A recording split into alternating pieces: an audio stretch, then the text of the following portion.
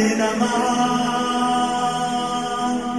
हरे हराये नमः।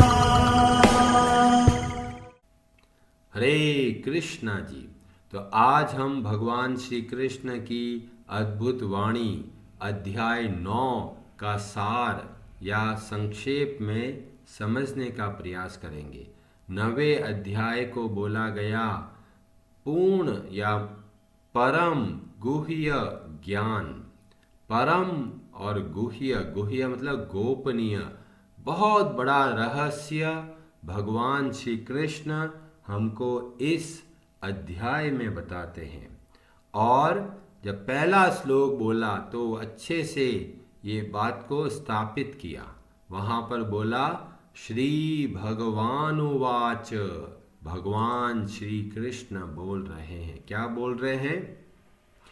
इदं तु ते गुह्यं तमं प्रवक्ष्याम्यन् अनसूयवे ज्ञानं विज्ञानसहितं यज् ज्ञात्वा मोक्ष्यसे अशुभात्। तो भगवान इतना जोर दे के बोल रहे कि ये जो मैं बता रहा हूँ ये संपूर्ण वेदों का, उपनिषदों का, पुराणों का जो सबसे बड़ा रहस्य है वह मैं इस अध्याय में बताने वाले हूँ। और किसको बता रहा हूँ? प्रवक्ष्याम्यन् अनसूयवे, जो भगवान श्री कृष्ण से द्वेष नहीं करते, वे इस भगवत गीता के रहस्य को समझ पाएंगे।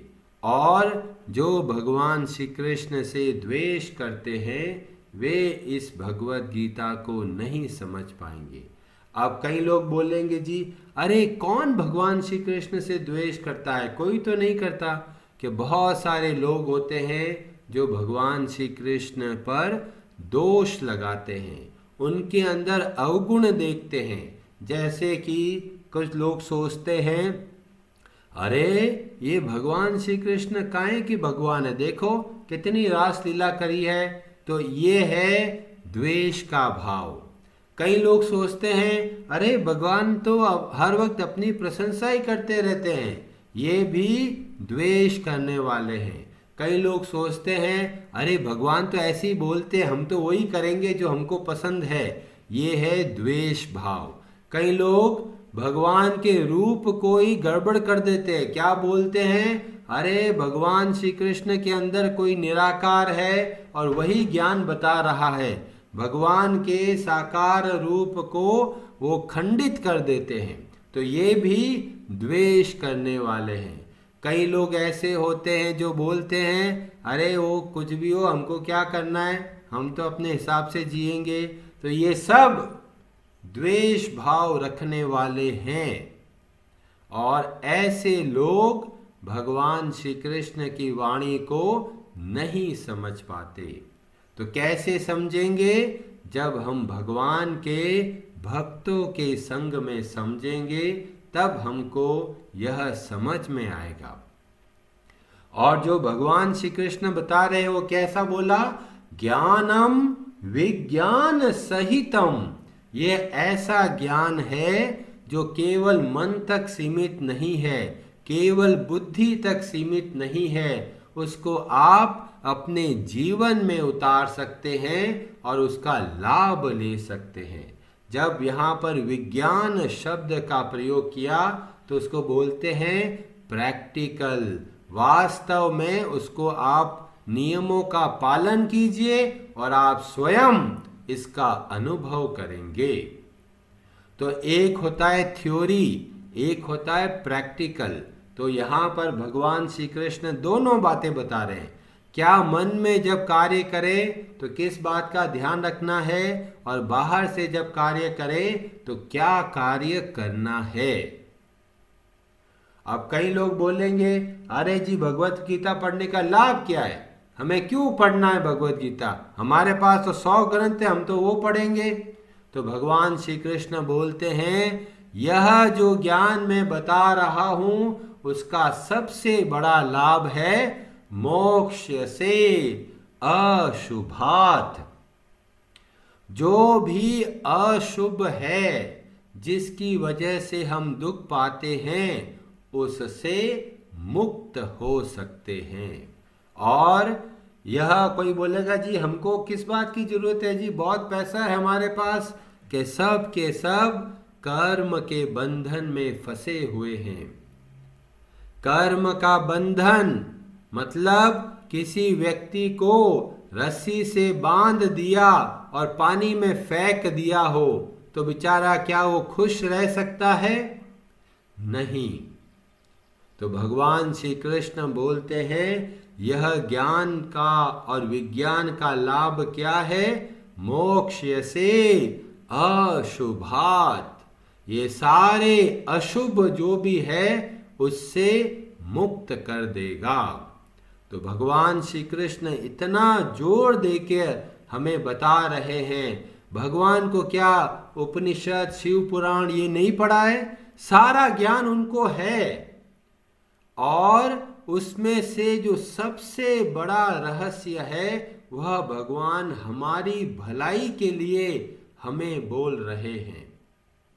और अगला श्लोक में बोला यह ज्ञान कैसा है? यह राज विद्या है, राज गुह्यम है, पवित्रम इदम उत्तमम, प्रत्यक्ष अवगमम धर्म्यम सुसुखम कर्तुम अव्ययम। इतने सारे गुण बताए इस ज्ञान का। इस ज्ञान को बोला गया यह राज विद्या है। थोड़ी थोड़ी विद्याएं लेके लोग अपने आप को बहुत बड़ा समझते हैं। कोई बोलता है जी मेरे को बहुत अच्छे से व्यापार आता है, तो एक तरह की विद्या हो गई। कई लोग सोचते हैं जी मैं इंजीनियर बन गया, मैं ऐसी तरह की समस्या हल कर सकता हूँ, तो ये एक विद्या हो गई। कोई लोग बोलते हैं जी हमको खाना बनाना बहुत जोरदार आता है, तो यह एक विद्या हो गई।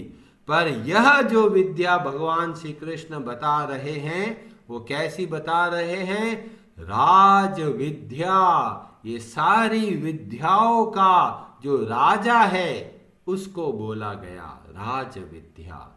और दूसरा शब्द का प्रयोग करते हैं राज गुह्यम। ये ऐसा राज है, यह ऐसा रहस्य है जो कि सबसे बड़ा है, इसीलिए इसको बोला गया राज। और यह हमको पवित्र करने वाला है, प्रत्यक्ष है। आप जैसे जैसे आप भक्ति में आगे बढ़ोगे, जैसे जैसे इस ज्ञान को ग्रहण करोगे, वैसे वैसे ही आपको अनुभव होता चला जाएगा। ये ऐसा ही है जब कोई व्यक्ति भूखा होता है, वो जैसे जैसे खाना खाने लगता है वैसा वैसा उसको अनुभव होता जाता रहता है। इसलिए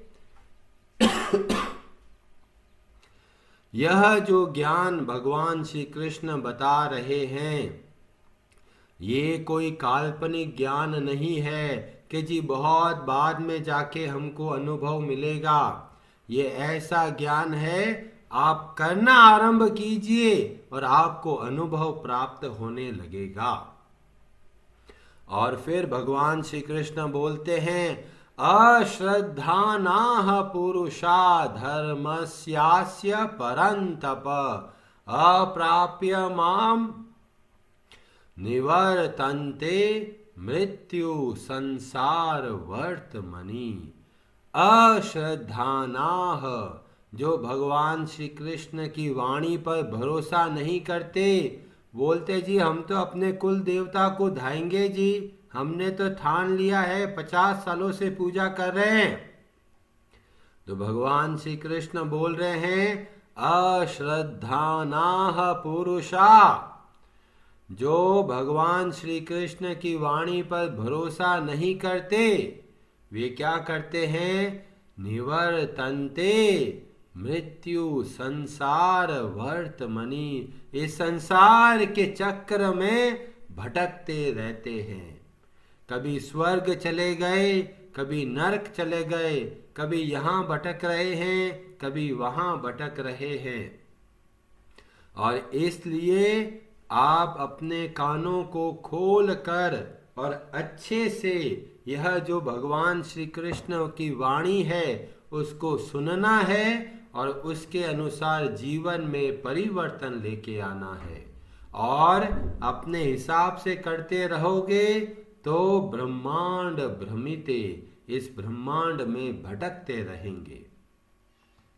और फिर 4 श्लोकों में बहुत अच्छे से भगवान अपने बहुत सारी शक्तियों का वर्णन करते हैं और बताते हैं कि वास्तव में मैं शक्तिमान हूँ, पर इसका मतलब यह नहीं है कि सब कार्य मेरी इच्छा से करते हैं। क्यों? क्योंकि उनको स्वतंत्रता दी गई है। और ये जब भगवान श्री कृष्ण कार्य करते हैं तो कोई संसार का बंधन उनको नहीं बांधता। क्यों नहीं बांधता? क्योंकि भगवान श्री कृष्ण कार्य कैसे करते हैं? उदासीन वद आसीनम असक्तम तेषु कर्मसु। जब भगवान श्री कृष्ण कार्य करते हैं तो बिना किसी स्वार्थ के, बिना कुछ भौतिक इच्छा के कार्य करते हैं। और हमको भी प्रेरणा देते हैं जब हम कार्य करें तो भगवान की सेवा समझ के करें। और इस तरह से जब हम कार्य करेंगे तो हम भी इस संसार के बंधन से मुक्त रहेंगे। और फिर भगवान श्री कृष्ण बहुत महत्वपूर्ण शब्द बोलते हैं, मय्या अध्यक्षेण प्रकृति सूयते सचराचरम हेतुनानेन कौन्तेय जगत विपरिवर्तते। ये सारा का सारा ब्रह्मांड भगवान श्री कृष्ण की अध्यक्षता में कार्य करता है। तो कई लोग बोलते हैं, अरे जब भगवान श्री कृष्ण की अध्यक्षता में कार्य होता है तो इसका मतलब जो लोग पाप कर्म करते हैं क्या वे भी भगवान के अनुमोदन में, क्या भगवान उनको सहारा देते हैं? क्या भगवान उनको प्रेरणा देते हैं गलत कार्य के लिए? तो बोलते हैं नहीं, यह जीव अपने ही पाप कर्म के लिए उत्तरदायी है। और जो भगवान श्री कृष्ण है वो एक जज की तरह है। जब अपराधी जैसा कार्य करता है उसको वैसा वैसा परिणाम मिलता है। और यहाँ पर जब भगवान श्री कृष्ण बोलते हैं मय्या अध्यक्षेण प्रकृति सूयते सचराचरम, तो इसका मतलब आप निश्चिंत रहिए, जो आप हमारे जीवन में जो घटनाएं हो रही है उसमें कहीं न कहीं भगवान श्री कृष्ण का देख रेख है। और भगवान श्री कृष्ण कैसे हैं? सुहृदय सर्वभूतानाम, वे हमारे परम हितैषी है। इसलिए जीवन में दुख आए या सुख आए, दोनों में भगवान को धन्यवाद देना है। भगवान श्री कृष्ण विशेष रूप से बताना चाहते हैं कि यह जो ज्ञान है वो हमको इस संसार के बंधन से मुक्त करा सकता है।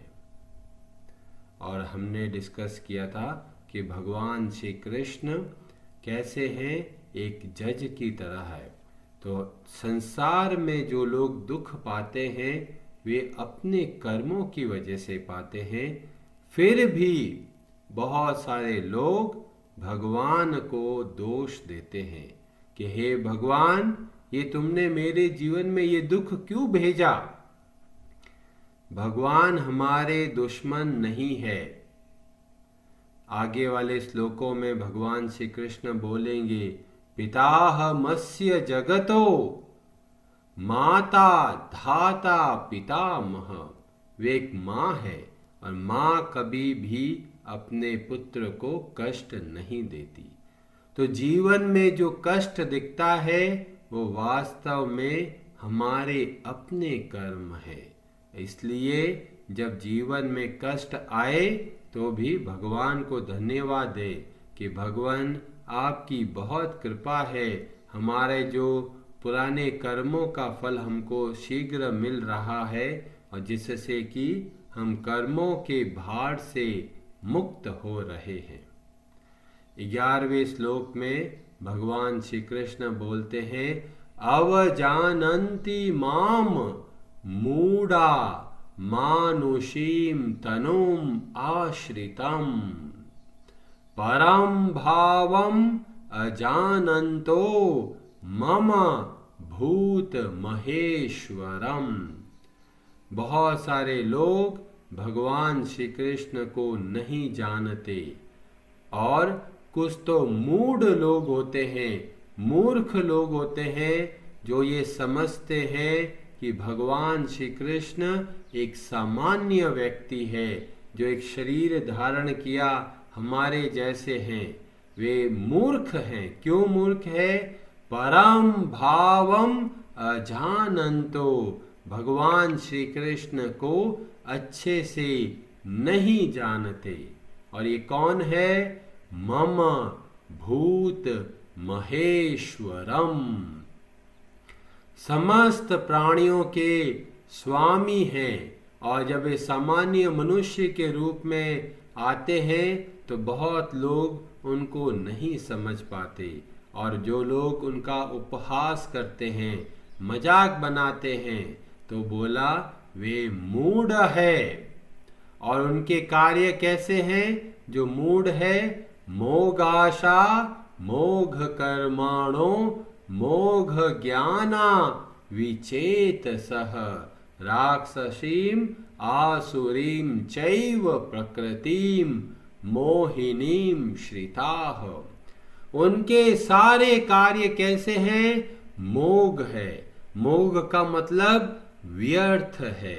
जो भगवान श्री कृष्ण को नहीं जानते या भगवान श्री कृष्ण को एक सामान्य व्यक्ति समझते हैं या जो भगवान श्री कृष्ण का मजाक बनाते हैं, ऐसे लोग का सारा ज्ञान व्यर्थ है। यहाँ पर भगवान श्री कृष्ण बोलते हैं मोघ ज्ञाना। अमोघ, अमोघ का मतलब होता है एक ऐसा परिणाम जो अवश्य मिलेगा, और मोघ बोला जिसमें कोई आपको लाभ नहीं मिलने वाला। बहुत सारे विद्वान हैं, वो कहते जी हम तो प्राणायाम करते हैं, योग की सिद्धियों का पालन करते हैं, तरह तरह के चक्रों को हम जगाते हैं। तो भगवान बोलते हैं मोघ ज्ञाना, ये ऐसा ज्ञान है जो जन्म मरण के बंधन से मुक्त नहीं कराएगा। इसीलिए बड़े बड़े योगी सिद्धि के चक्कर में इस संसार में भटकते रहते हैं। और पर जो भगवान श्री कृष्ण के भक्त हैं तो बोला महात्मनस्तु माम पार्थ दैवीम प्रकृतिम आश्रिताः।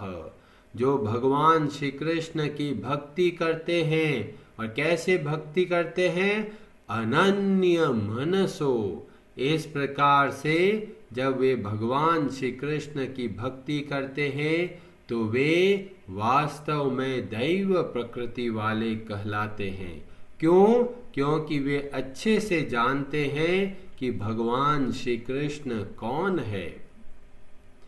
बहुत सारे लोग बोलेंगे अरे भक्ति में नियमों की क्या जरूरत है जी, हमारा मन है जी, जितना हम मन करेगा उतना भक्ति करेंगे, नियम क्यों बनाए हम लोग। तो इसका अगला श्लोक में भगवान श्री कृष्ण उत्तर देते हुए बोलते हैं सततम कीर्तयन्तो माम यतन्तश्च दृढ़ व्रताः। व्रत का मतलब नियम बनाकर। और कैसा नियम बनाना है?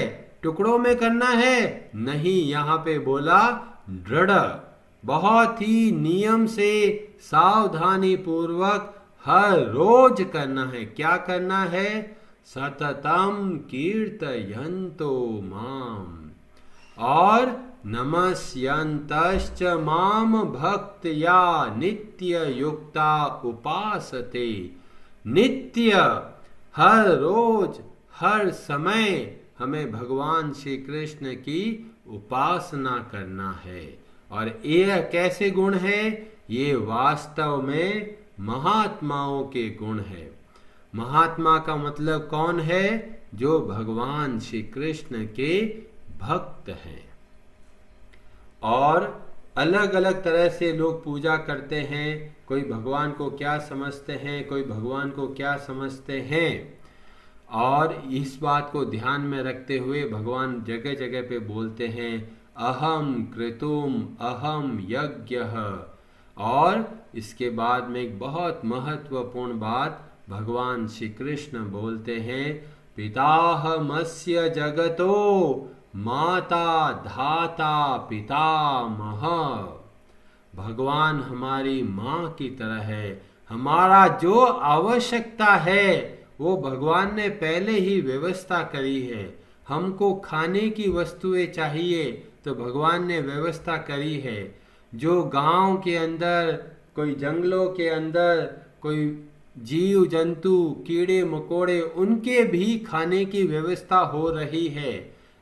भगवान श्री कृष्ण इस 17वें श्लोक में जब बताया पिताहमस्य जगतो माता धाता पितामह, तो जब आप भगवान की भक्ति करें तो इस संबंध का ध्यान में रखते हुए भक्ति करें कि भगवान जो कुछ व्यवस्था हो रही है वे केवल आपकी कृपा से ही हो रही है। मेरे अंदर कोई योग्यता नहीं है। क्यों? क्योंकि जो बुद्धि का जिसकी वजह से हम व्यापार करने में सक्षम हो रहे हैं वह भी वास्तव में भगवान की कृपा से ही हो पा रहा है। और फिर भगवान श्री कृष्ण बोलते हैं, देवताओं का प्रसंग आता है।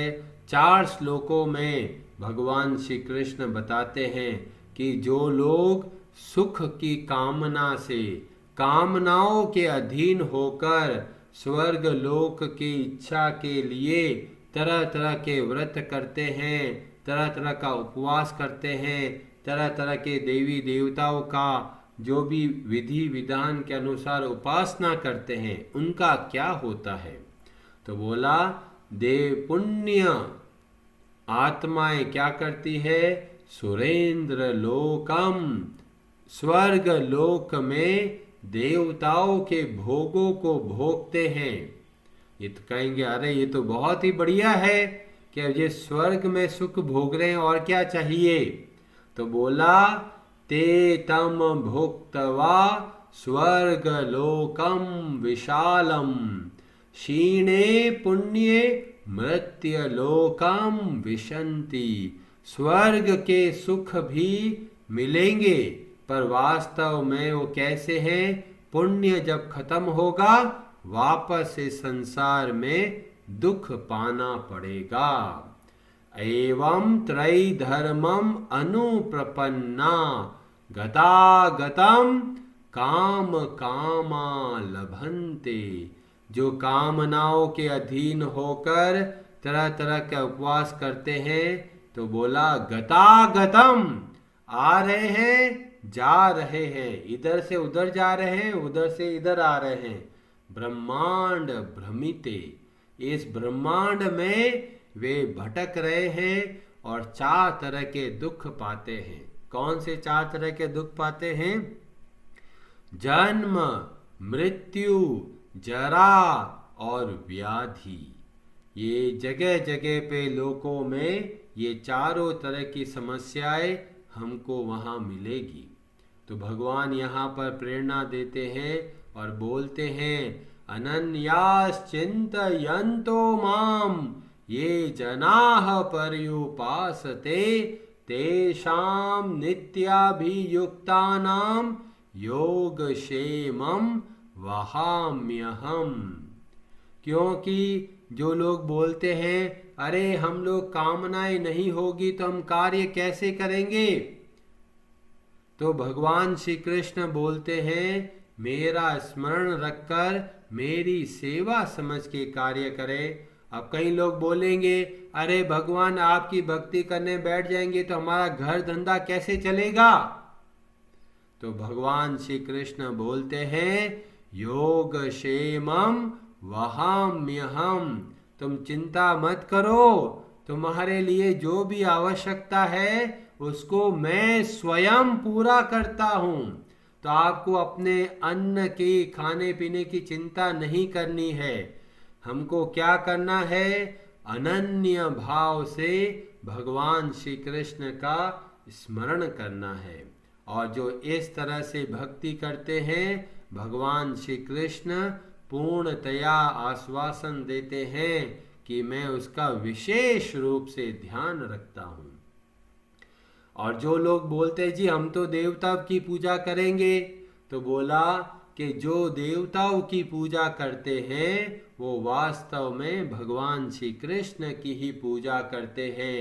पर वो कैसे पूजा करते हैं, कौन्तेय यजन्त्य अविधि पूर्वकम, उनकी जो विधि है पूजा करने की वह गलत विधि है। जब भगवान श्री कृष्ण स्वयं बोल रहे हैं कि अन्य देवी देवताओं की पूजा करोगे तो वास्तव में वह सही विधि नहीं है। क्यों? क्योंकि अहम ही सर्व यज्ञानां भोक्ता च प्रभुरेव च, जो कुछ भी प्राप्त होता है वह वास्तव में भगवान श्री कृष्ण की ही कृपा से प्राप्त होता है। पर हम लोग भूल जाते हैं और हम लोग सोचते हैं कि यह जो है केवल इस पर्टिकुलर देवता की वजह से प्राप्त हुआ। पर जब हम भगवत गीता का अध्ययन करते हैं तो हमें पता चलता है कि वह वास्तव में भगवान श्री कृष्ण की वजह से प्राप्त होता है। और उसके बाद में भगवान श्री कृष्ण बहुत महत्वपूर्ण एक सिद्धांत बताते हैं, यान्ति देवव्रता देवान् पितॄन् यान्ति पितृव्रताः भूतानि यान्ति भूतेज्या यान्ति मद्याजिनोऽपि माम्। कोई लोग कहते हैं जी सभी देवी देवताएं बराबर है, किसी की भी पूजा कर लो एक ही जगह पहुंचेंगे। पर भगवान श्री कृष्ण बोलते हैं वह सही सिद्धांत नहीं है, क्योंकि वास्तव में सही सिद्धांत है जो जिसका स्मरण करता है वह उसी को प्राप्त होगा। बहुत सारे लोग नाग देवता को पूजते हैं तो वे नागलोक में सांप बन के घूमते हैं। जो लोग सोचते हैं हम तो भूतों की पूजा करेंगे, तो दो तरह के भूत कहलाते हैं। एक तो वे भूत जो हमको दुख पहुंचाते हैं, और एक होता है भूत प्राणी, मतलब अन्य मनुष्यों की पूजा करते हैं। कई लोग फिल्म स्टार की पूजा करते हैं, कई लोग नेताओं की पूजा करते हैं, कई लोग तांत्रिकों की पूजा करते हैं। तो भगवान श्री कृष्ण बोलते हैं जो जिसकी पूजा करता है वह उसी को प्राप्त होगा।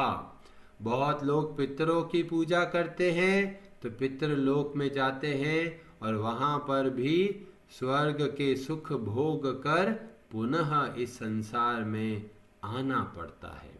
पर जब भगवान श्री कृष्ण की पूजा करते हैं तो वे भगवान श्री कृष्ण के लोकों को जाते हैं, और भगवान श्री कृष्ण के जो लोक है वह इस संसार के बंधन से परे है।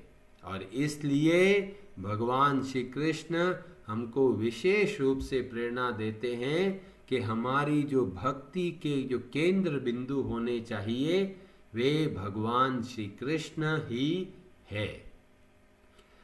भगवत गीता बहुत बहुत अद्भुत ग्रंथ है, जो बहुत सारे लोग तरह तरह की गलत धारणाएं लेके बैठ गए हैं। तो भगवान श्री कृष्ण उन सारी गलत धारणाओं को दूर करने का प्रयास करते हैं भगवत गीता के माध्यम से। जो लोग सोचते हैं अरे किसी भी देवता की पूजा कर लो, क्या फर्क पड़ता है, तो भगवान श्री कृष्ण स्पष्ट शब्दों में बोलते हैं, यान्ति देवव्रता देवान, जो देवताओं की पूजा करेंगे वे देवलोक को जाएंगे। पितृन यान्ति पितृव्रताः, पितरों की जो पूजा करते हैं वे पितर के लोक में जाएंगे। भूतों की पूजा करने वाले भूत बन जाते हैं, प्रेतों की पूजा करने वाले प्रेत बन जाते हैं। और मद्याजिनोपि माम, जो भगवान श्री कृष्ण की भक्ति करते हैं वे भगवान श्री कृष्ण के धाम को जाते हैं। तो कोई बोलेगा जी क्या फर्क पड़ता है, कोई धाम में चले जाओ। तो बोला कि जो ब्रह्मा जी से का लोक और उनसे नीचे का जो लोक है वहाँ पर अगर जाएंगे तो आना जाना लगा रहेगा। पुण्य मिला तो स्वर्ग में सुख भोगेंगे, पुण्य खत्म होगा वापस संसार में दुख पाएंगे। तो पाप और पुण्य के कर्म में भटकते रहेंगे, इसको बोलते हैं कर्म बंधना। पर जब हम भगवान श्री कृष्ण की भक्ति करते हैं तो बोलते हैं इस संसार के बंधन से मुक्त होकर हम नित्य निवास कर सकते हैं। कहाँ पर? गोलोक वृंदावन में। अब कई लोग बोलेंगे वहाँ पर पहुँचेंगे कैसे? तो भगवान 2 श्लोकों में बताते हैं यह विधि कि किस तरह से हमें भगवान श्री कृष्ण की भक्ति करनी है। तो पहला श्लोक, श्लोक नंबर 26 में बोला, पत्रम पुष्पम फलम तोयम यो में भक्तया प्रयच्छति तदहम भक्ति उपहृतम अश्नामि प्रयतात्मनः। भगवान को हमें हर रोज थोड़ा थोड़ा सेवा करनी है। कई लोग बोलेंगे अरे जी हम तो धंधे पे जाते हैं, सुबह 8 बजे निकलते, रात को 11 बजे आते हैं। तो कह रहे हैं भक्ति इतनी सरल है कि हर कोई कर सकता है। तो क्या बोला? पत्रम, तुलसी का एक पत्ता ले सकते हैं, वो भगवान को हम अर्पण कर सकते हैं। पत्रम पुष्पम, सुगंधित पुष्प, ऐसे पुष्प नहीं जिसमें सुगंध नहीं आए, केवल दिखावट वाले पुष्प नहीं, सुगंधित पुष्प। फलम, तरह तरह के जो शाकाहारी व्यंजन है वे। तोयम, तोयम का मतलब होता है जल।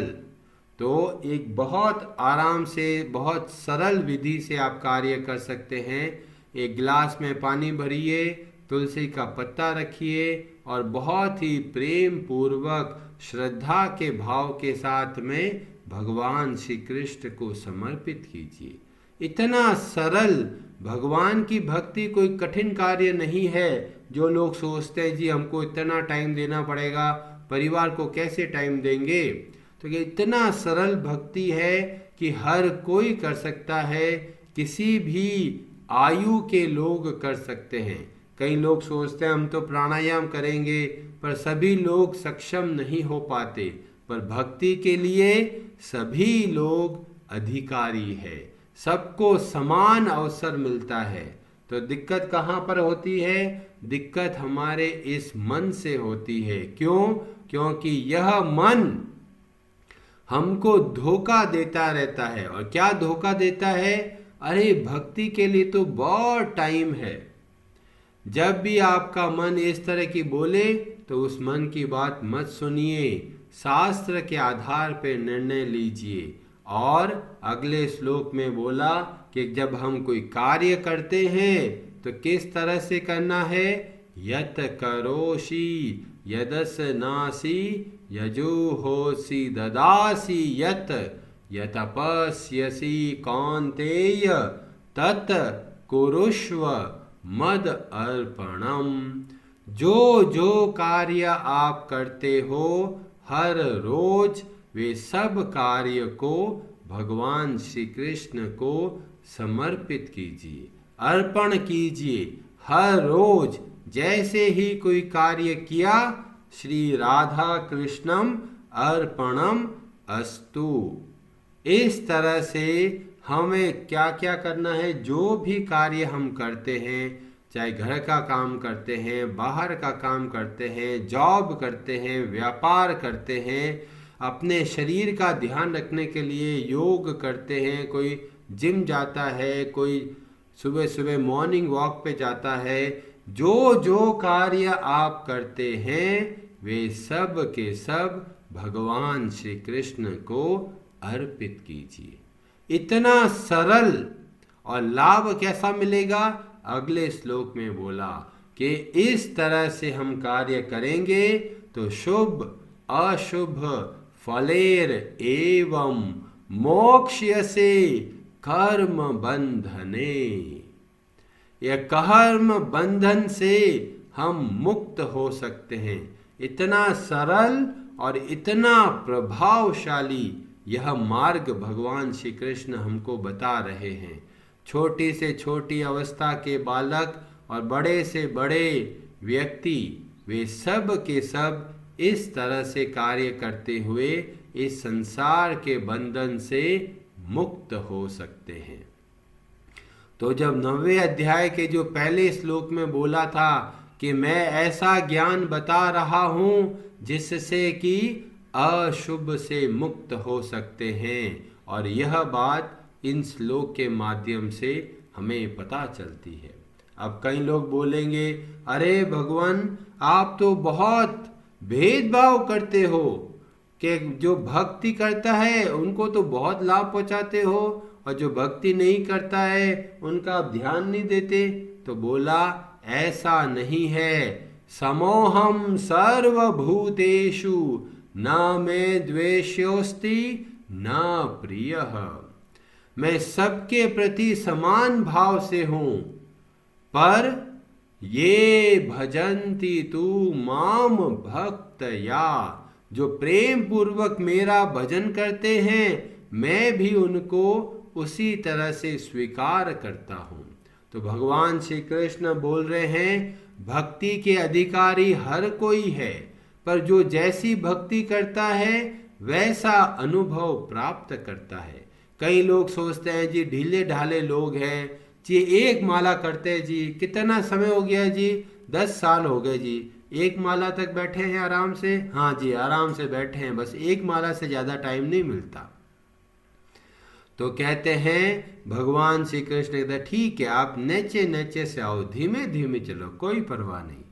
तो जो तीव्र इच्छा रखता है, नहीं भगवान मुझे इस जन्म में ही बहुत उत्तम भक्ति करनी है, तो भगवान उसके लिए व्यवस्था करते हैं। तो भक्ति के अधिकारी हर कोई है, पर तीव्रता हमारे ऊपर निर्भर करता है कि हम किस तीव्रता से हम भगवान की ओर बढ़ना चाहते हैं। और जो जितना श्रद्धा से और तीव्र इच्छा से भगवान श्री कृष्ण की भक्ति करते हैं वे उतना ही भक्ति में बहुत जल्दी आगे बढ़ते हैं, और वे स्वयं बहुत अनुभव करते हैं कि भक्ति में जैसे जैसे बीतता जाता है समय, जीवन में कितना परिवर्तन हो रहा है। तो यहाँ पर स्पष्ट शब्दों में बोला है भगवान को दोष नहीं देना है हमारे गलत कार्यों के लिए, क्योंकि भगवान बोलते हैं समोहम सर्वभूतेषु। ऐसा नहीं है कि ये व्यक्ति मेरा दुश्मन है, इसको मैं खूब सजा दूंगा, ऐसा नहीं है। इसीलिए कई लोग क्या होता है, जैसे ही जीवन में दुख आता है सबसे पहले भगवान को दोष देते हैं, सर्वप्रथम भगवान को बोलते हैं, अरे भगवान मैंने आपकी इतनी भक्ति करी है, मेरे जीवन में इतना दुख क्यों भेजा। पर ये भूल जाते हैं जो सुख और जो दुख हमको मिलता है वह वास्तव में हमारे कर्मों की वजह से मिलता है। अब कई लोग बोलेंगे, अरे ठीक है, जब हमारे ही कर्मों का फल मिल रहा है तो भगवान की पूजा करने का फायदा क्या है। भगवान की पूजा करने का सबसे बड़ा फायदा है हमारा मन शुद्ध होता है। जब मन शुद्ध होता है तो पाप और पुण्य दोनों के बंधनों से मुक्त हो सकते हैं। अब कई लोग बोलेंगे, अरे प्रभु जी हमने तो बहुत भक्त देखे हैं जी, बस भक्ति बाहर से करते हैं, मन में और बाकी जगह पे गलत आचरण करते हैं। तो भगवान श्री कृष्ण सावधान करते हैं और बोलते हैं, अपि चेत सुदुराचारो भजते माम अनन्य भाग साधुरेव स मंतव्य सम्यग व्यवसितो ही सह। चाहे कितना भी बड़ा दुरात्मा हो पर भगवान श्री कृष्ण की भक्ति करता है, कैसा? अनन्य भाव से, एकमात्र आश्रय लेने वाले भाव से जब वो भक्ति करता है तो भगवान श्री कृष्ण बोलते हैं, तुम भले ही कुछ भी समझो पर मेरी नजर में वह एक साधु है और मैं उसको साधु मानता हूं। अब कई लोग बोलेंगे, अरे भगवान उसका चरित्र अच्छा नहीं है, व्यवहार अच्छा नहीं है, उसको आप साधु क्यों मानते हो? तो उसका उत्तर अगले श्लोक में बोलते हैं, क्षेप्रम भवति धर्मात्मा शाश्वत शांति निगच्छति। वो बहुत जल्दी धर्मात्मा बन जाता है और परम शांति को प्राप्त कर सकता है। कौन्तेय प्रतिजानहि न मे भक्तः प्रणश्यति। और भगवान श्री कृष्ण अर्जुन को बोलते हैं कि हे अर्जुन, तुम पूरे संसार में घोषणा कर सकते हो कि मेरे भक्त का कभी पतन नहीं होता। और यह श्लोक हमारे लिए बहुत प्रेरणादायक है। जब भी डर लगे, भयभीत हो तो यह श्लोक को आप याद कीजिए, राखे कृष्ण तो मारे कौन। जब भगवान श्री कृष्ण हमारी सुरक्षा करते हैं, हमारी भक्ति की सुरक्षा करते हैं, तो कौन हमको कष्ट पहुंचा सकता है। इसीलिए आप निश्चिंत होकर तीव्र गति से, तीव्र भाव से भक्ति कीजिए। और यह बात बोलते हैं 33वें श्लोक में कि यह संसार में आ गए तो क्या करना? अनित्यम असुखम लोकम इमं प्राप्य। इस दुख रूपी संसार में आकर क्या करना है? भजस्व माम, भगवान श्री कृष्ण की भक्ति करनी है। और कई लोग सोचते हैं जी हम तो जी अपने इस देवता को धाते हैं, हम तो इस देवता की पूजा करेंगे।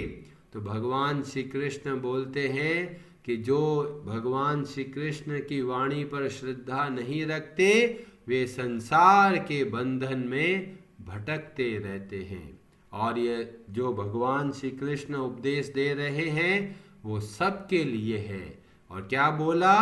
भजस्व माम, मेरा भजन करो। मेरा का मतलब भगवान श्री कृष्ण। ऐसा नहीं, बहुत सारे गुरु बोलते हैं अरे मेरी भक्ति करो सब कुछ मिल जाएगा, पर भगवान श्री कृष्ण ऐसा नहीं बोलते। भगवान श्री कृष्ण बोलते हैं कि उनका भजन करना है। और कैसे भजन करना है? मन मना भव मद भक्तो मद्याजी माम नमस्कुरु। हर रोज अपने मन को भगवान श्री कृष्ण की सेवा में लगाना है, बुद्धि को भगवान श्री कृष्ण की सेवा में लगाना है, भगवान श्री कृष्ण की भक्ति करनी है शरीर के माध्यम से, हर रोज भगवान श्री कृष्ण को प्रणाम करना है। इस तरह से हम अपने जीवन का परम लाभ प्राप्त कर सकते हैं। और यह ऐसा श्लोक है जो पूरी भगवत गीता में 2 बार बोला गया है और ऐसा कोई श्लोक नहीं मिलेगा। इससे पता चलता है कि यह श्लोक कितना महत्वपूर्ण है। हम जगह जगह पे अपनी श्रद्धा को स्थापित कर दिया। हम सोचते हैं इस देवता को नाराज नहीं हो जाए, उसकी पूजा करने लग गए। किसी ने बोला इसकी पूजा करो, इसकी पूजा करने लग गए। कहीं बोला इसकी पूजा करो, और हमारा मंदिर देखो खचाखच भर गया है, जगह ही नहीं। हनुमान जी को भी बैठा दिया, गणेश जी को भी बैठा दिया, देवी माँ को भी बैठा दिया, भगवान श्री राम को भी बैठा दिया, श्री कृष्ण जी को भी बैठा दिया। पूरा मंदिर खचाखच भरा हुआ है। जो ऐसे भक्ति करते हैं वे अनन्य भाव से भक्ति नहीं करते, वे वास्तव में किसी की भक्ति करते ही नहीं है।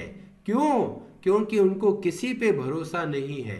वो ये सोचते हैं अरे ये देवता नाराज हो गए तो मेरे को कष्ट पहुंचाएंगे, पर वे भूल जाते हैं कि जब हम भगवान श्री कृष्ण की शरण लेते हैं तो वे हमारे परम रक्षक है।